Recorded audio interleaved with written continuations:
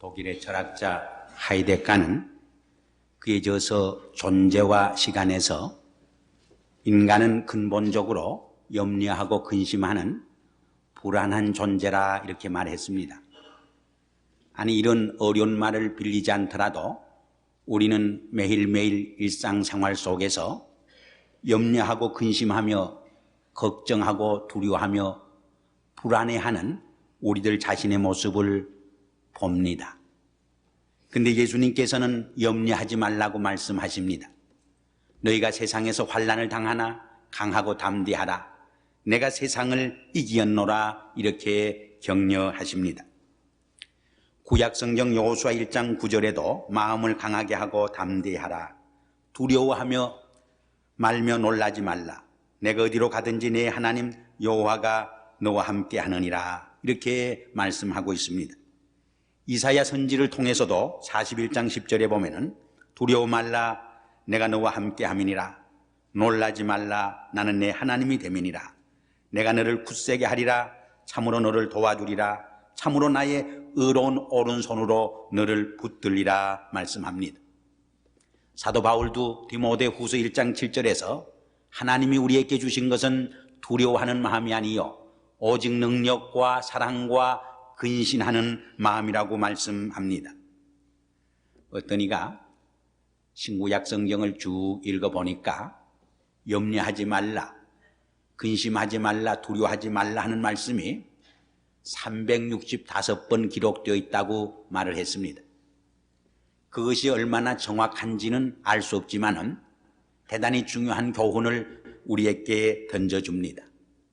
1년 365일 동안 매일매일 염려하지 말고 두려워하지 말고 인생을 살라고 하는 중요한 교훈이 거기 담겨져 있기 때문입니다. 우리가 염려하지 말아야 할 이유를 지난 주일 몇 가지로 생각을 해봤습니다. 첫째는 염려하는 것이 우리에게 무익한 때문입니다. 염려가 우리를 도와주는 것이 없습니다. 염려는 우리의 문제를 해결해 주는 것이 아니라 오히려 우리의 문제를 복잡하게 만들고 우리의 문제를 혼돈시켜 줍니다. 두 번째로 한 걸음 더 나아가서 염려는 무익할 뿐만 아니라 우리의 인격과 영혼을 병들게 하고 질식시키며 파괴시키는 무서운 적이 된다고 말씀을 했습니다. 알볼리스라고 하는 의사도 우리의 위장병의 80% 이상이 신경성에서 온다 그렇게 주장을 하고 있습니다. 아니, 우리의 위장병뿐만 아니라 우리의 대부분의 정신적, 육체적, 영적 병이 이 염려하고 근심하는 데서 출발되어지는 것을 우리는 알 수 있습니다. 뉴욕의 유명한 리버사이드 교회의 목사였던 포스틱 박사도 이런 이야기를 했습니다. 콜로라도 주의 롱어이 봉우리에 400년이나 묵은 큰 거목이 있었습니다. 그 나무는 콜럼버스가 미국 대륙을 발견할 적에 적은 묘목으로 심겨졌습니다.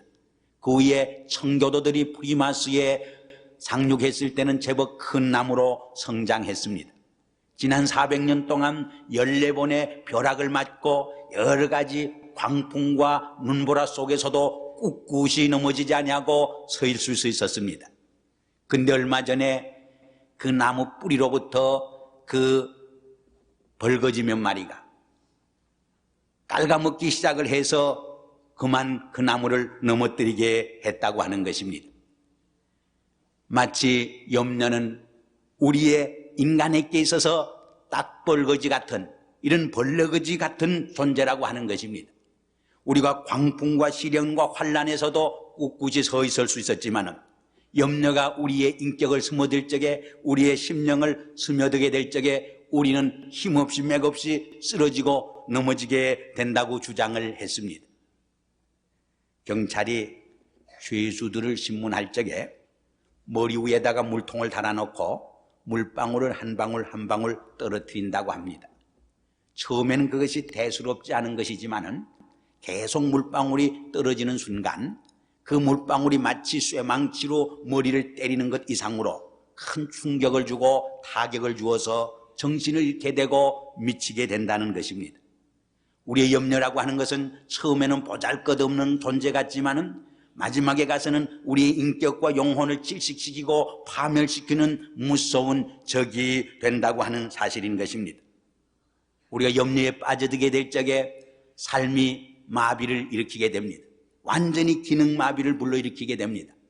그래서 우리는 삶의 용기도 상실하게 되고 삶의 지혜도 잃어버리게 되고 또한 모든 사물을 건전하게 판단할 수 있는 지식도 마비되는 것입니다. 저쪽 끝에 새 가능성의 창문이 열려있는 것을 바라보지 못하게 합니다. 우리의 눈을 멀게 하는 것입니다.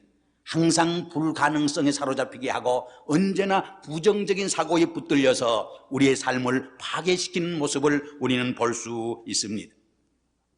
세 번째로 염려는 믿음이 없는 이방 사람들이 하는 것이기 때문에 우리는 염려하지 말아야 한다고 말씀을 했습니다. 신앙과 염려는 반비례한다고 했습니다. 신앙이 있으면 있을수록 염려를 이기고 극복할 수 있습니다. 신앙이 옅으면 옅을수록 우리는 염려의 포로가 되고 염려의 종이 될 수밖에 없는 것입니다.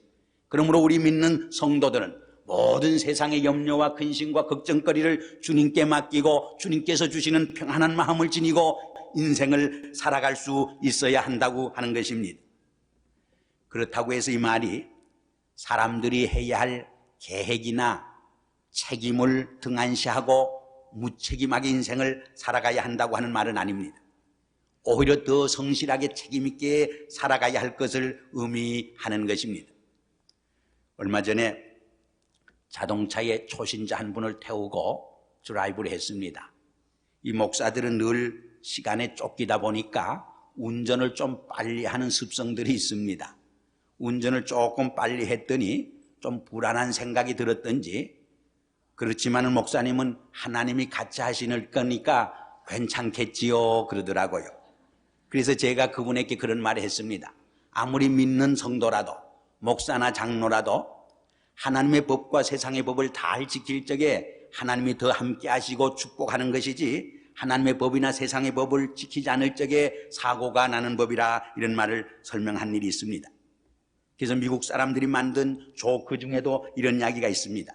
45마일로 운전을 할 때는 나의 갈 길 다가도록 예수 인도하시니 찬송을 부르게 될 것이고, 55마일로 달릴 때는 주와 같이 길 가는 것 즐거운 일이 아닌가 찬송 부르게 될 것이고, 65마일로 달릴 때는 내 주를 가까이 하려 함은 찬송을 부르게 될 것이고, 75마일로 달릴 때는 귀하신 주여 날 붙드사 주께로 날마다 더 가까이, 85마일로 달릴 때는 이 세상은 내 집 아닐세, 95마일로 달릴 때는 고생과 수고 다 지나간 후 광명한 천국에 편이실 때 찬송을 부르게 되리라고 했습니다. 무슨 말입니까? 아무리 하나님이 함께 하지만은 우리 믿는 성도들도 우리의 책임과 사명을 다할 때 하나님이 축복하시고 지켜주신다고 하는 말입니다. 그러므로 예수님께서도 내일 일은 내일 염려할 것이요 한날의 괴로움은 그날의 족하니라, 하루하루를 성실히 충만하게 인생을 살아야 할 것을 우리에게 가르쳐 주시는 것입니다.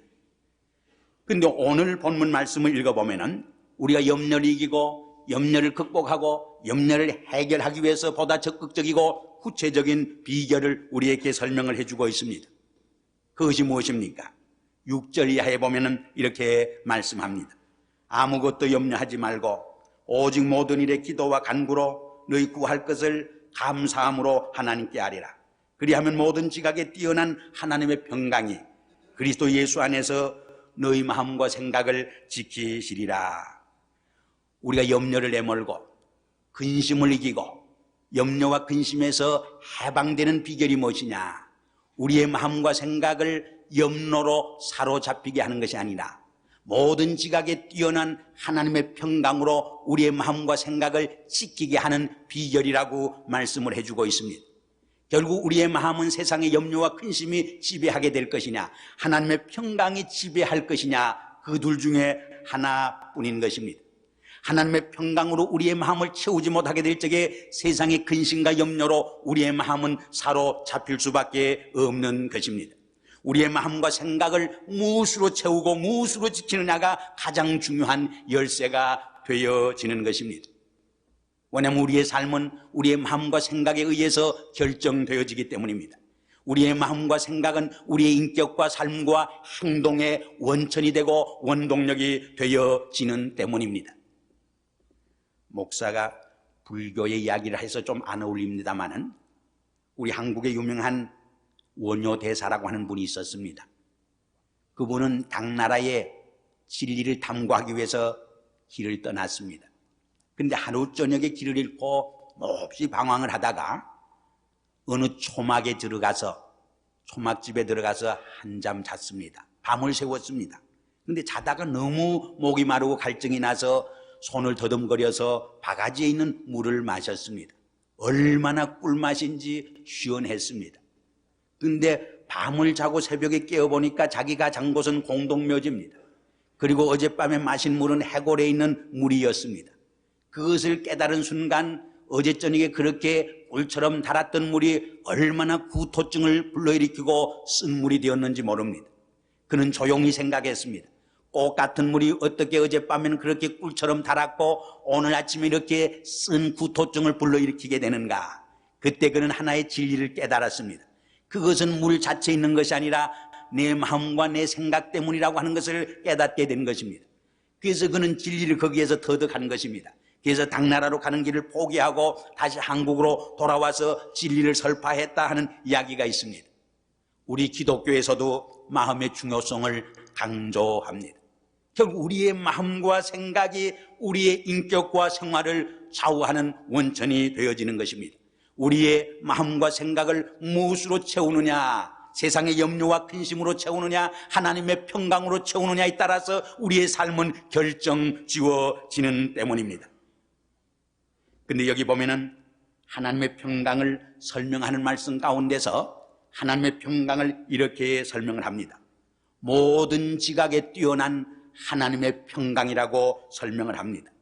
영어 성경에는 beyond human understanding, 모든 인간의 지식과 이해를 초월하는 놀라운 하나님의 평강이라고 하는 뜻입니다. 이 세상이 갖다주는 평강은 일시적입니다. 순간적입니다. 잠시 있다가 없어지는 평화에 불과합니다.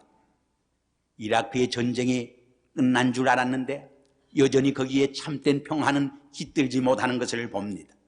여전히 내전과 불안과 근심이 그 땅을 지배하고 있는 모습을 봅니다. 이것이 세상이 갖다주는 평화입니다. 이것이 인간들이 갖다주는 평화입니다. 그러나 하나님이 갖다주는 평화는 영원한 평화요 참된 평화가 되는 것입니다. 그래서 예수님도 요한복음 14장 27절에서 말씀하셨습니다. 평안을 너희에게 끼치노니 곧 나의 평안을 너희에게 주노라. 내가 너희에게 주는 평안은 세상이 주는 평안과 같지 아니하느니라. 그러므로 너희는 마음의 근심도 말고 두려워도 말라고 하셨습니다. 세상이 주는 평안은 세상이 빼앗아갑니다. 그러나 세상이 주지 않은 하나님의 평안은 세상이 빼앗아갈 수 없는 평화입니다. 세상이 준 것은 세상이 좌우하지만은 세상이 주지 못한 것은 세상이 빼앗아갈 수 없기 때문입니다. 오직 하나님만이 주관하시는 참된 평안이 되는 때문인 것입니다. 그런데 이러한 모든 지각에 뛰어난 하나님의 평강으로 우리 마음을 채우기 위해서 우리가 무엇을 해야 할 것인가? 그 비결을 사도 바울은 오늘 본문에서 몇 가지로 설명해 줍니다. 첫째가 4장 4절에 기록된 말씀입니다. 주 안에서 항상 기뻐하라. 내가 다시 말하노니 기뻐하라는 말씀입니다. 잠언 17장 22절에도 마음의 즐거움은 양약이라도 심령의 근심은 뼈를 마르게 하느니라 했습니다. 여러분, 보약이 따로 있는 것이 아닙니다. 마음의 즐거움이 우리의 영혼의 건강과 육신의 건강을 채워주는, 이끌어주는 보약이 됩니다. 늘 우리가 주 안에서 항상 기뻐하고 즐거워할 적에 영육간에 건강하게 됩니다. 혈액순환이 잘 되어서 건강하게 되는 것입니다.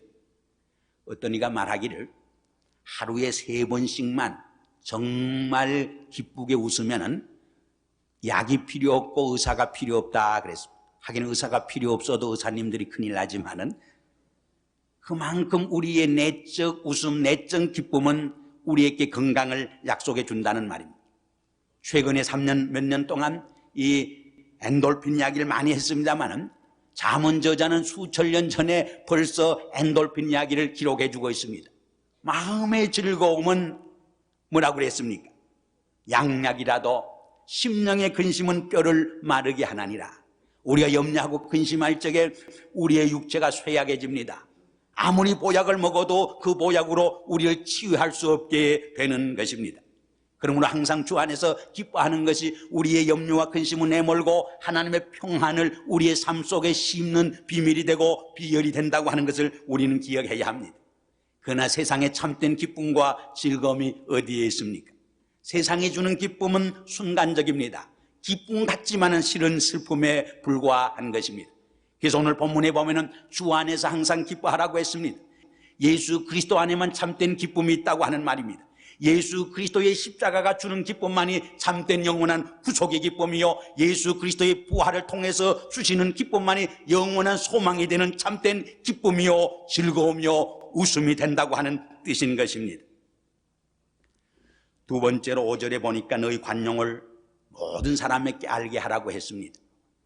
주 안에서 항상 기뻐하는 것이 나와 나 자신의 관계라고 하면은 우리의 관용을 이웃에게 알게 하는 것은 나와 이웃과의 관계성을 의미합니다. 우리의 내적 삶에 균형이 깨어지고 부조자가 찾아와도, 갈등이 찾아와도 염려와 근심이 찾아오고 하나님의 평강이 사라지지만 우리의 이웃과의 외적 관계 속에서도 갈등이 생기게 되면 우리의 삶 속에 염려와 근심이 깃들게 되고 우리의 삶 속에 하나님의 평강이 사라지게 되는 것을 우리는 볼 수 있습니다. 우리 인간은 홀로 살아가는 존재가 아니라 인간 관계 속에 살아가는 관계적인 존재입니다. 그러므로 다른 사람과의 올바른 관계성 속에서, 사랑의 관계성 속에서 우리는 염려와 근심을 이기고 하나님의 주시는 참된 평안을 맛볼 수 있음을 우리는 기억을 해야 합니다. 세 번째로 6절에 보면은 아무것도 염려하지 말고 오직 모든 일에 기도와 간구로 너희 구할 것을 감사함으로 하나님께 아뢰라고 했습니다. 이것은 하나님과 나와의 관계성을 말합니다. 4절 말씀이 나와의 관계성을 의미하면 5절 말씀은 나와 이웃과의 관계성을 의미하는 것이고 이 마지막 6절 말씀은 나와 하나님과의 관계성을 의미합니다. 참된 평화, 하나님의 평화는 어떤 사람에게 깃드느냐?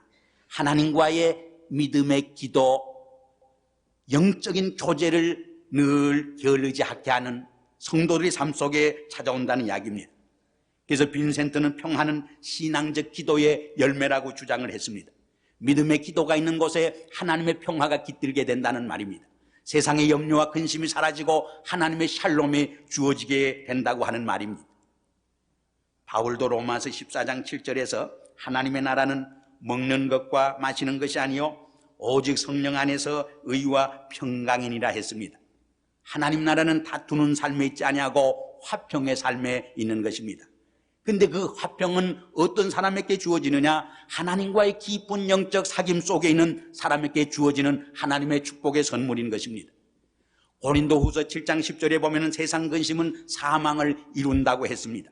그러나 하나님과의 깊은 영적 교제 속에 있는 사람에게는 그리스도 안에서의 내적 자유함을 체험합니다.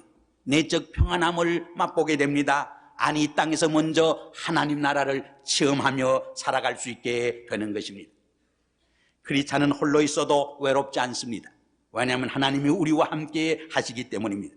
크리스찬은 홀로 있어도 염려할 것이 없습니다. 주님의 평강이 우리를 지켜주시기 때문입니다. 크리스찬은 홀로 있지만은 두렵지 않습니다. 왜냐하면 주님의 능력이 나와 함께 하시기 때문입니다. 특별히 하나님께 기도와 간구로 아뢰되 감사함으로 아뢰라고 말씀합니다. 케네디 목사는 감사가 없는 기도는 기도의 날개를 잘라버린 것과 같다고 말을 했습니다. 감사는 성숙한 크리스찬의 삶의 모습이요, 우리의 기도가 하나님 앞에 빨리 상달되게 하는 비결이 된다고 하는 의미입니다. 윌리엄 버클레이는 우리 크리스찬들이 어떠한 역경과 환경 속에서도 하나님 앞에 감사함으로 아뢰일 수 있는 비결은, 이유는 다음 세 가지 이유 때문이라고 말했습니다. 첫째로 우리는 반드시 우리의 유익만을 위해 구하시는 하나님의 사랑을 믿고 있기 때문입니다. 두 번째로 우리는 우리에게 가장 좋은 것이 무엇인지를 아시는 하나님의 지혜를 믿고 있기 때문입니다. 세 번째로 우리는 우리에게 최선의 것만을 일어나게 하시는 하나님의 능력을 믿는 때문입니다. 그래서 사도 바울도 로마서 8장 28절에서 하나님을 사랑하는 자, 그 뜻대로 부르심을 입은 자에게는 모든 것이 협력하여 선을 이루나니라 말씀했습니다. 오늘 이 시간 우리는 염려와 근심을 내몰고 하나님의 평화를 우리의 삶 속에 심는 비결을 생각해 봤습니다. 염려와 근심 대신에 우리의 삶 속에 하나님의 평강이 우리의 마음과 생각을 지키게 하시기 위해서는 먼저 주 안에서 항상 기뻐하는 삶에 있습니다. 둘째는 우리의 관용을 다른 사람에게 알게 하는 삶에 있습니다. 그리고 염려와 근심 대신에 하나님의 평강이 우리의 마음과 생각을 지키도록 감사함으로 하나님께 아뢰는 영적 교제의 삶 속에 있음을 여기에서 말씀하고 있습니다. 이러한 참된 하나님의 평강이 우리의 마음과 생각을 지켜주시는 은혜와 축복이 깃들기를 주의 이름으로 기원합니다. 기도하시겠습니다. 아버지 하나님, 염려와 근심이 많은 세상 속에서 우리는 하루도 불안과 걱정 속에서 살지 않으면 안 되는 이 어려움 속에 있지만은 주님께서는 조용히 시간도 염려하지 말라고, 두려워하지 말라고 음성을 들려주시니 감사합니다. 아버지 하나님, 바라옵고 나옵기는 염려 대신에 하나님의 평강이 나의 마음과 생각을 지킬 수 있도록 항상 주 안에서 기뻐하게 도와주시옵소서. 우리의 관용을 이웃에게 알게 하도록 도와주시옵소서. 그리고 염려 대신에 항상 감사함으로 하나님께 도구하는 영적 교제 속에서 주님의 평강을 체험하며 살게 은총을 베풀어 주시옵소서. 예수 그리스도 이름으로 감사하며 기도하옵나이다. 아멘.